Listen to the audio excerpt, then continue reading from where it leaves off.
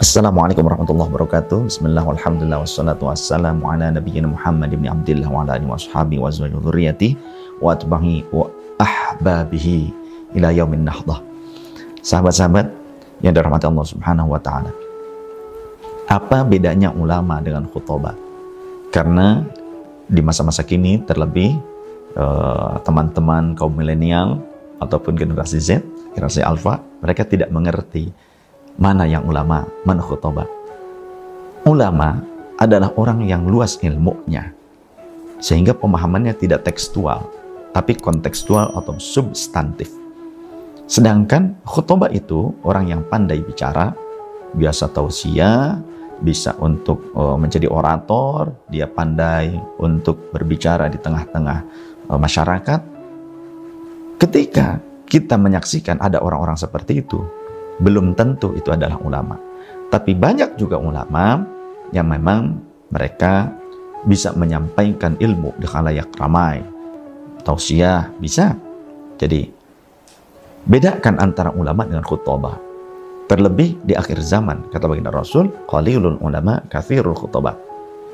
Akhir zaman ulama semakin sedikit, sedangkan orang yang pandai bicara, orator itu semakin banyak. Bahkan kadang-kadang memaksakan diri dengan label ulama, memakaikan dirinya pada dirinya dengan pakaian ulama, tapi ternyata tidak mumpuni, ilmunya tidak luas. Asal dia bicara saja di media, dia bicara di panggung, dia bicara di mimbar, langsung dianggap ulama. Belum tentu seperti itu. Karena menjadi seorang ulama, itu harus diakui kealimannya oleh para ulama sezamannya dan setelahnya. Itu baru ulama. Kalau oleh ulama sezamannya tidak dianggap alim, dia bukan ulama. Itu hanya khutbah saja. Rasul sallallahu alaihi wasallam bersabda, "Innallaha la yantazi'ul ilma intiza'an yantazi'uhu minal ibad." Sesungguhnya Allah tidak mencabut ilmu dari manusia begitu saja. Walakinnallaha yantazi'ul ilma biqabdil ulama. Akan tetapi Allah mencabut ilmu dengan cara mewafatkan para ulama.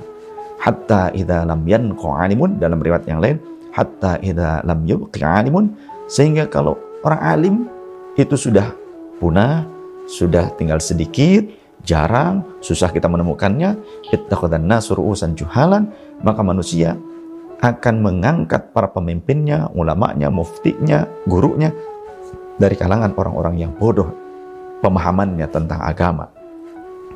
Fasu'ilu fa'aftau bi'urin ilmin. Orang-orang seperti ini tatkala ditanya maka akan berfatwa tanpa landasan ilmu yang kompeten, yang mumpuni, tidak memiliki validitas ilmu dari para ulama-ulama sebelumnya. Kemudian bagaimana akibatnya? Fadallu wa adallu. Orang itu akan menjadi sesat dan membawa kesesatan bagi orang lain. Menyesatkan orang banyak. Walaupun pandai berbicara, dia serampangan berfatwa, padahal dia tidak punya kompetensi ilmu, validitas ilmu dari guru-gurunya, tidak punya. Seseorang bisa dikatakan alim kalau dia sudah mendapatkan pengakuan dari orang-orang alim di masanya, dari banyak orang-orang alim, dan juga diakui keilmuannya oleh orang-orang yang alim di masa berikutnya. Jadi jangan salah pilih referensi ataupun guru. Salah gaul masih mudah untuk diperbaiki, tapi salah pilih guru atau pengajian bisa menyebabkan fatal, menyesal di dunia dan di akhirat karena tersesat.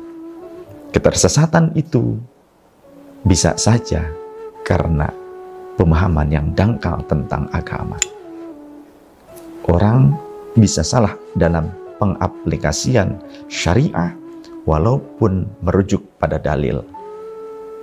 Seperti halnya Dzulkhuwaisirah, Ibnu Muljam. Ibnu Muljam itu pimpinan guru tahfidz Al-Quran. Tapi ia membunuh Sayyidina Ali karramallahu wajhah ketika mengimami sholat subuh. Apakah itu tindakan yang benar?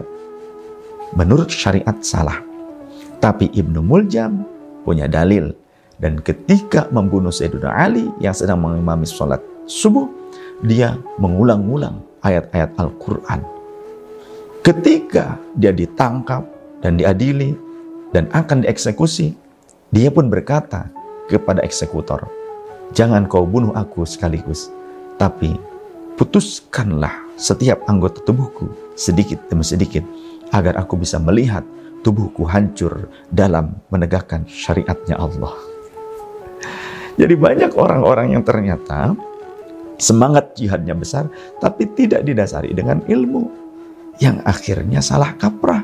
Mereka anggap mereka mati syahid, malah sebenarnya mati sangit. Bukan mati syahid, ya, mati sangit.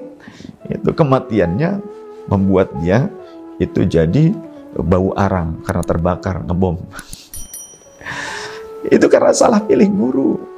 Jadi dulu orang yang hanya mengandalkan hafalan Al-Quran, pimpinan guru tahfidz itu Ibnu Muljam, karena kedangkalan pemahamannya tentang Al-Quran. Bukan hafalannya, dia hafal Al-Quran. Pimpinan guru tahfidz di masa Sayyidina Umar menjadi khalifah, sahabat Amr bin As menjadi gubernur di Mesir, meminta sekelompok guru tahfidz. Dikirimkanlah delegasi guru tahfidz, yang memimpinnya saat itu adalah Ibnu Muljam. Di kemudian waktu dialah justru yang membunuh menantu Rasul Sayyidina Ali karramallahu wajhah saat mengimami sholat subuh dengan mengulang-ulang sebuah ayat tentang perjuangan, tentang jihad, tentang kebenaran. Apakah orang ini tidak menggunakan Al-Quran? Dia menggunakan Al-Quran sebagai label pembenaran dirinya, tapi dia telah tertanggal dari Al-Quran itu sendiri. Sehingga kata Rasulullah SAW, "Mimma akhafu alaikum rajulun qara'al Qur'an hatta idza ru'yat bahjatu alaihi infasakha anhu."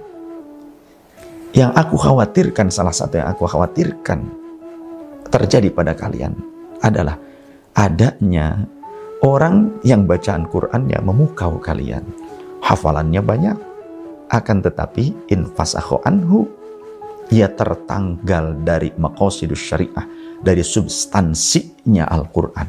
Bukan hafalannya, dia hafal, bacaannya mengagumkan orang lain, hafalannya banyak, tapi tertanggal dari substansi Al-Quran. Wa nabadahu wara'a dhahri, dan orang ini akan melemparkan Al-Quran ke belakang punggungnya. Ini bisa secara harfiah, memang nyata seperti itu, artinya tidak punya adab terhadap Al-Quran, ataupun majazi, artinya dia tidak mengamalkan Al-Quran sama sekali secara substansi. Tapi nyata sekarang banyak orang-orang yang berdalih pengamal Al-Quran dan Sunnah, tapi tidak punya adab terhadap Al-Quran itu sendiri. Al-Quran dimasukkan, Al-Quran pocket dimasukkan ke saku celana, dekat dengan kemaluannya, dibawa ke toilet. Ini kisah nyata. Saya punya jamaah namanya Ahmad Fauzi, bekerja di sebuah perusahaan otomotif. Dia masuk ke toilet karyawan, ada karyawan, temannya berarti teman kerjanya, yang mau keluar dari toilet tapi masih di dalam toilet umum, mengeluarkan Al-Quran dari saku celananya, sedangkan ponsel ada di saku dadanya.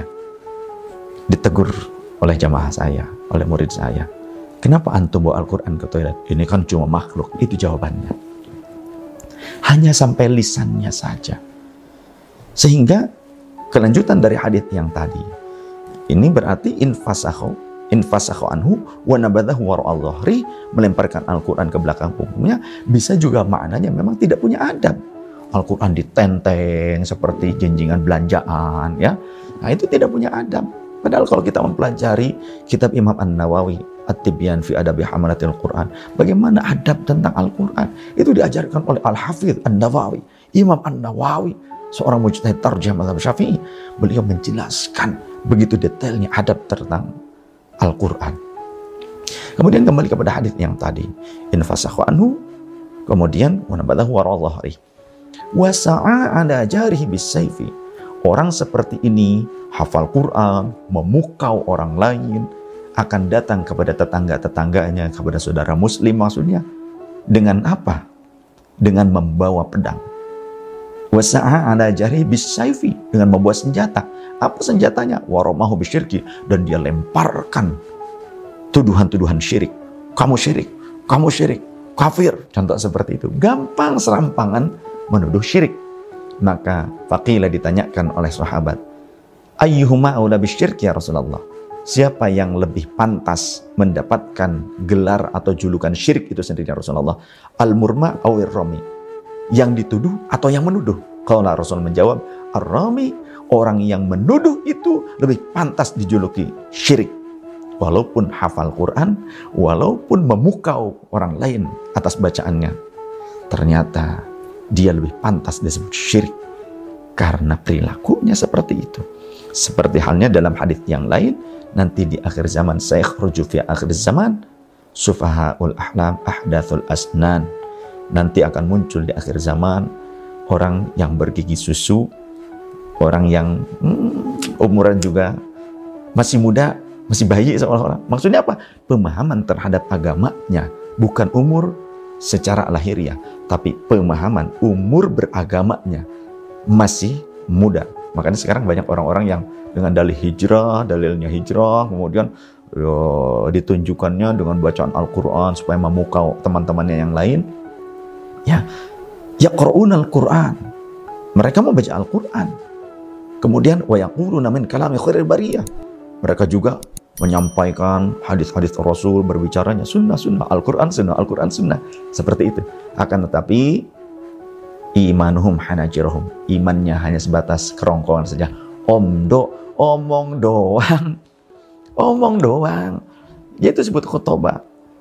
Imanum hanajirahum. Imannya hanya sebatas kerongkongannya saja. Yakhrujuna minad dini kama yamruqus sahmu minar ramiyati. Mereka mudah keluar dari Islam seperti melesatnya anak panah dari busurnya.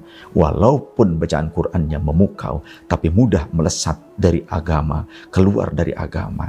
Karena mereka mudah sekali menuduh syirik dan semacamnya.